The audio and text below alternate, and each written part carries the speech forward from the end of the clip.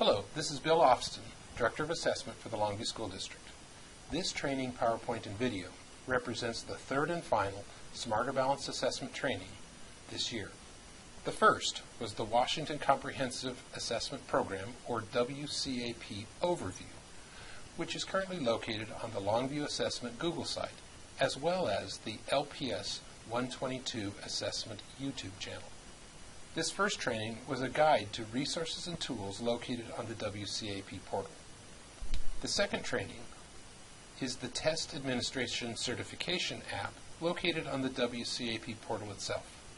Going through the Test Administration Certification ensures that you know how to log in and navigate the basics of administering an interim or summative assessment.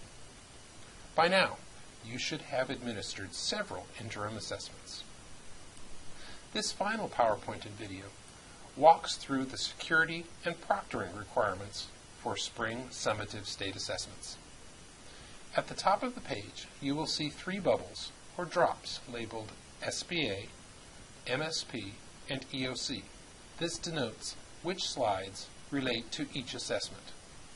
For the Longview School District, the Smarter Balanced Assessment and the measurement of student progress will both be administered online. The end-of-course test remains in the paper-pencil format. Starting this year, the state is auditing assessment departments as part of the comprehensive program review audits. They are looking for paperwork to ensure that we are following state guidelines, including test schedules, training logs, documentation of irregularities, as well as security assurance forms. You will be asked to sign a training log after completing this PowerPoint video.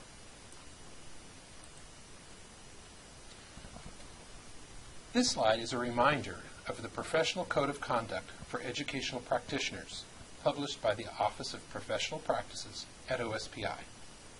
This code applies to all educational staff in the state of Washington. The Washington law governing professional practices is Chapter 181-87 of the Washington Administrative Code. Additional information on professional practices can be found at www.k12.wa/profpractices/codeconduct.aspx. The key points of generally recognized standards include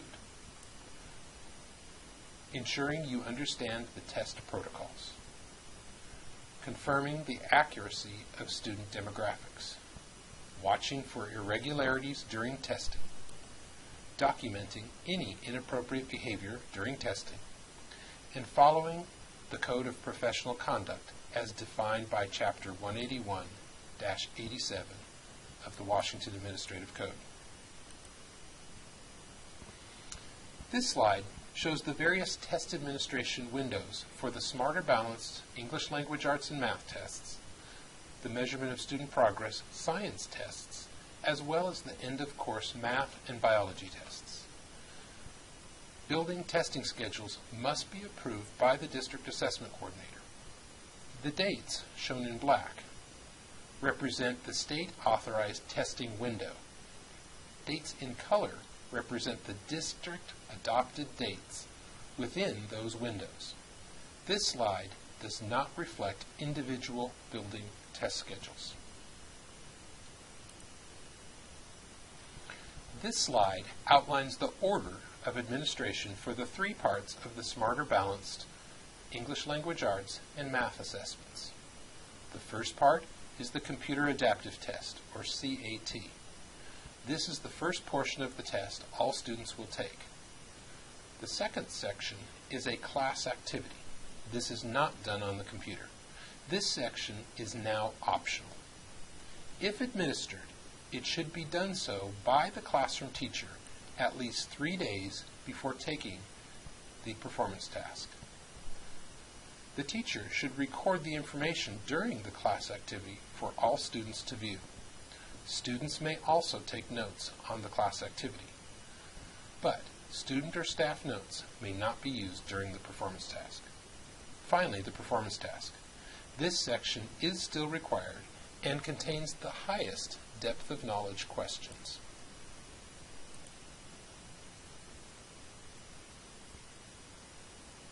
This slide reports the approximate testing times required for an individual student to complete the various grade level assessments. All state tests are untimed, so individual testing times will vary. Please note the estimated duration of each subtest of the Smarter Balanced assessments. For example, the computer adaptive test ranges from 1.5 to 2 hours for English language arts. I have often heard the impact of testing measured in terms of the total building hours committed to assessment. Although a true measure of how much time we commit collectively, a more accurate measure is to show the impact of testing per student at each grade. A reminder, all tests are untimed. This slide reflects the OSPI recommended test administration practices for the Smarter Balanced assessments and measurement of student progress science assessments. Please consider the impact of test fatigue when scheduling and administering these tests. For example, for the Smarter Balanced assessment, English language arts and math tests, the first section is the computer adaptive test. The state recommends that this be administered between 2 and 6 sessions of 40 to 60 minutes each. Breaks within the sessions are allowed as needed, but we are reminded not to pause more than 20 minutes. The pause timer expires in 20 minutes, and once it expires, a student will no longer be able to go back and make changes to previously answered questions. The total duration column on this chart is reporting the number of total days that a student will have access to that portion of a test. Once started, students will have 45 days to complete the computer adaptive test. The state recommends we complete it within 5. The next section of the Smarter Balanced assessment would be the classroom activity. This is optional. The state recommends it be administered in one 30 to 45 minute period, at least 3 days prior to the performance task, and not on the same day as the performance task. The final section of the Smarter Balanced assessment is the performance task itself. For English language arts, the state recommends it be administered in 2 sessions of 60 to 120 minutes over 2 days. For math, the state recommends 1 session of 40 to 120 minutes. Breaks again are available as needed. However, once a student completes Part 1 and moves into Part 2 of the performance task, the questions found in Part 1 may not be changed. The performance task is only available to students for 10 days once they have started. It is recommended that students complete the performance task either in 1 day or in 2 days. The measure of student progress science tests are administered in grades 5 and 8. It is recommended that this test be administered in 3 sessions of 20 to 45 minutes. Breaks are available as needed, and we are again reminded not to exceed the 20-minute pause time. At this time, the test administration manuals for the MSP science assessments have not been posted to the OSPI website. I do not know the number of days between starting the test and when it will expire. Please refer to the test administration manual for this information. This slide reflects the OSPI recommended test administration practices for the end of course math and biology tests. For the biology end of course, this is required of all 10th grade students for state and federal accountability. It is also a graduation requirement for the class of 2017 and beyond. The end-of-course tests are again untimed. It's estimated that students will require about 120 minutes to complete it when sitting in a single session. It may be administered in one day or over 3 days. If taken over 3 days, each section started must be completed that same day. For the end-of-course math, it can also be taken in 1 to 3 days. Each section must also be completed that same day. The end-of-course math is administered to students in the class of 2016, 17, and 18, and is not available for students in the class of 2019. The end-of-course math test is a graduation requirement for the class of 2016, 17, and 18, and is not available for students in the class of 2019. I also want to note on this slide that the Smarter Balance Math Assessment, which is required for grade 11, is now available also for students in grade 10.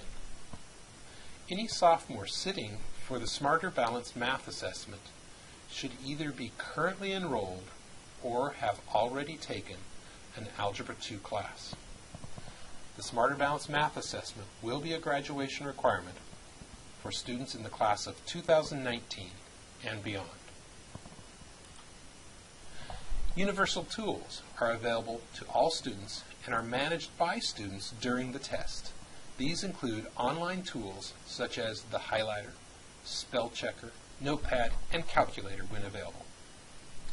Designated supports are available to all students but must be turned on and documented in the Test Information Distribution Engine, TIDE, before they can be used by the student.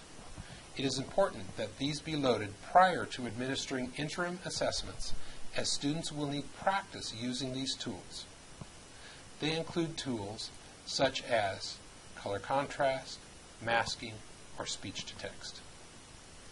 Accommodations are supports available to students with an IEP or 504 plan. Access to these supports are also determined by the IEP or 504 team. These supports must be turned on in TIDE before they can be used by the student. It is important that these be loaded prior to administering interim assessments, as students will need practice using these tools. They include, but are not limited to, American Sign Language, Braille, closed captioning, streamline mode, and the extended text-to-speech.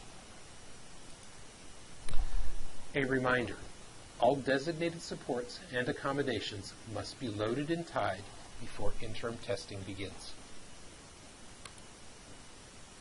Before administering interim or summative Smarter Balance or MSP Science tests, be sure you know your WCAP login credentials. If you have forgotten your password, use the online Forgot Your Password link to reset it. Have all of the necessary student login information available before you start. Remember, at the top of the test administration screen is a student lookup tool. Click on the advanced search and enter the district, building, and first or last name to locate the student's SSID, or State Student ID number. Next, be sure your students have had access to training, practice, and interim tests before attempting the summative tests, and have an understanding of the various item types they will see on the summative tests. The off-grade science assessments are accessible to high school special education students only. These are the off-grade level tests used for graduation requirements if determined by the IEP team. Before testing. Before interim or summative Smarter Balance testing, make sure you have the necessary hardware and support materials for each test.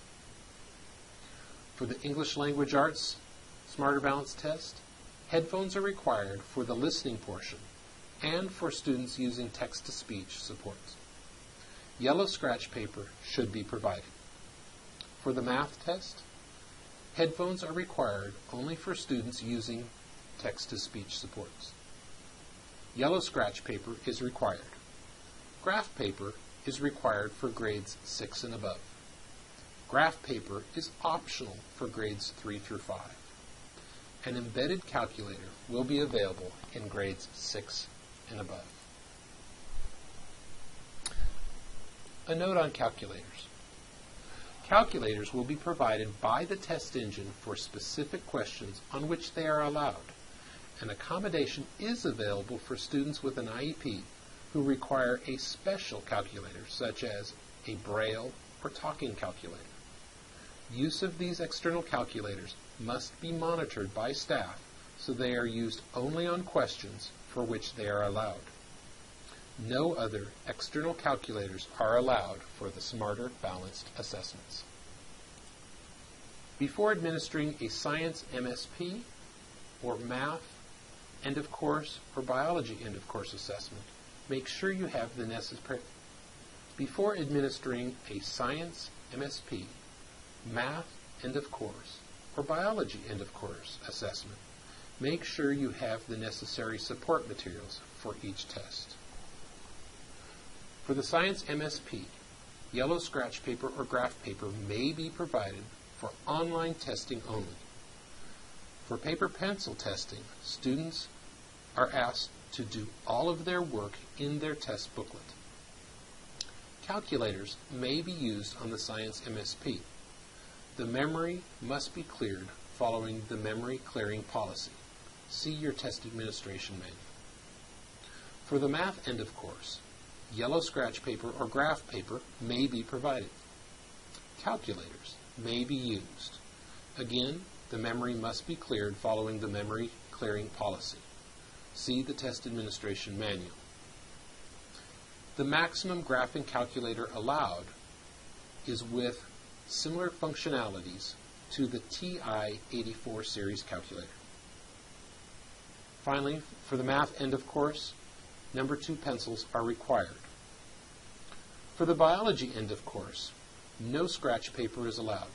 Students are asked to do all of their work in their test booklet. Calculators may be used. Memory must be cleared following the memory clearing policy. Finally, number 2 pencils are required for the biology end of course assessment. A couple of things to remember before testing. Make sure instructional materials are removed from the walls or covered. Maintain secure storage for test materials and student login cards. Have a copy of the appropriate test administration manual and be familiar with its contents before administering the test. Understand the process for administering the test to new students. For online testing, students must be uploaded into Tide at least 24 hours before testing. For paper pencil testing, see your school test coordinator for test labeling instructions. Understand which materials are allowed and have adequate supplies available before testing. For Smarter Balanced assessments, identify the classroom activity, if used, that matches the building and grade level assigned performance task. Finally, create the test sessions no more than 20 minutes before online testing begins. During testing, no media access to the testing environment. 2, turn off and put away all cell phones and wireless hotspots. Cell phone-based wireless hotspots have a high likelihood of interfering with district wireless access points. Make sure all hotspots are turned off. Next, move all backpacks and purses away from the testing stations. Finally, place appropriate signage on entries to the testing room.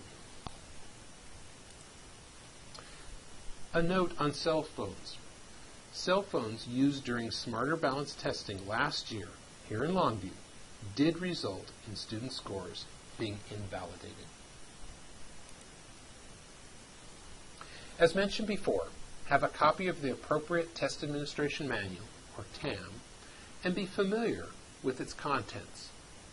Read the script located in the Test Administration Manual as written. For the Smarter Balance assessments, the scripted language can be found in Chapter 10, pages 38 to 46. At the time this PowerPoint was prepared, the Test Administration Manuals for the MSP, off-grade level science, and end-of-course assessments have not yet been posted by OSPI. Please refer to the Resources section of the WCAP for these updated Test Administration Manuals. There are 3 levels of procedural deviations that can occur during state testing. They include improprieties, irregularities, and a breach. An impropriety is an unusual circumstance that has a low impact on the individual or group of students and has a low risk of potentially affecting student performance on the test, test security, or test validity. An example might be a student leaving for the bathroom without permission and leaving a test screen active. An impropriety is corrected and contained at the local level. School staff will take corrective action. An impropriety should be reported to the district test coordinator and the school test coordinator by the end of the day and entered into the tied appeals application if required. An irregularity. An irregularity is an unusual circumstance that impacts an individual or group of students and may potentially affect student performance on the test, test security, or test validity. For example, a fire alarm and building evacuation that lasts longer than 30 minutes. This would result in students not being able to go back and view previously answered questions. This is corrected at the local level. School staff mitigate as necessary. An irregularity must be reported to the district coordinator and school coordinator immediately and entered into the tied appeals application for resolution, should an appeal be required. The district coordinator will report these incidents to OSPI. Finally, a breach. A breach is an event that poses a threat to the validity of the test. Examples of a breach might be the release of secure materials or a security or system risk. Taking a photo of a test screen with a cell phone and posting it to social media might be a specific example.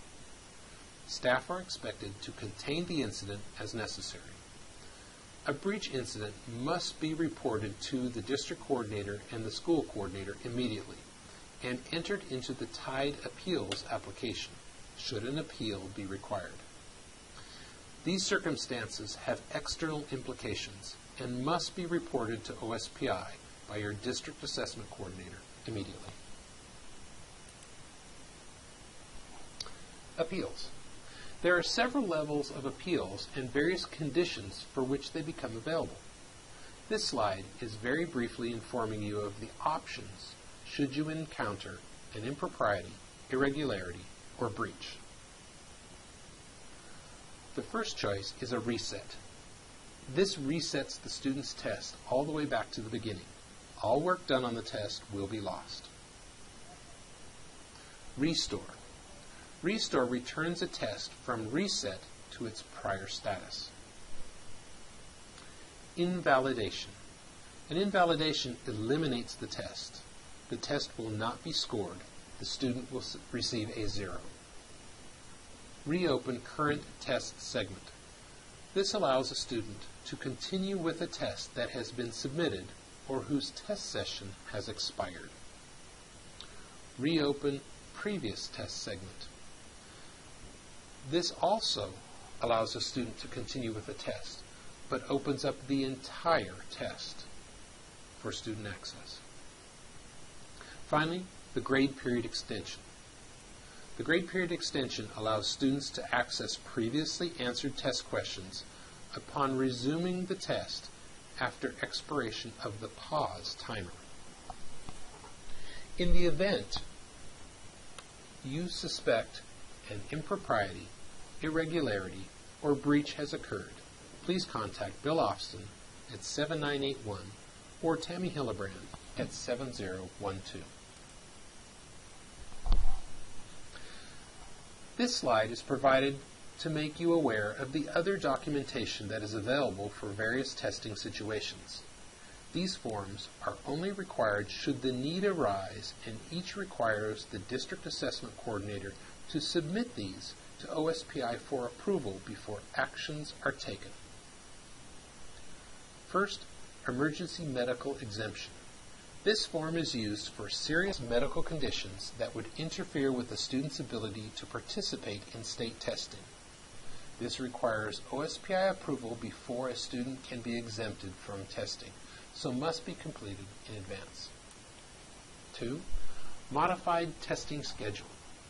When we deviate from our planned testing schedule, we are to complete this form. This form must also be submitted to OSPI. Please contact me if you think you are deviating from the testing schedule. In most cases, this is not necessary as we plan for make-up days to accommodate the many interruptions we encounter. 3. Non-standard accommodation request. Any accommodations not identified in the guidelines on tools, supports, and accommodations for state testing are not allowed. However, in exceptional circumstances, some additional accommodations will be approved. This form must be approved by OSPI prior to using any additional accommodations. Finally, the test ambiguity form. Occasionally, a test question is written improperly and results in student confusion. Should a student bring one of these issues to your attention, please complete this ambiguity form so the particular question can be analyzed by OSPI before scoring.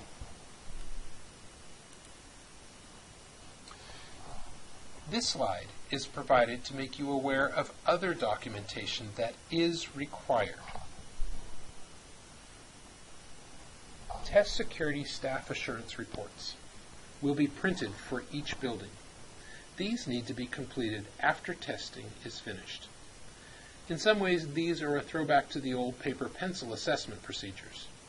Now that testing is online, the opportunity to submit this paperwork is not as routine as it was when we returned the test materials to the test coordinator. Please be sure to sign the training log for having viewed this PowerPoint video and complete the test assurances when you are finished testing. Test Incident Irregularity Report. This report is available in two forms. A report for a single student infraction or a group report, one that involves numerous students.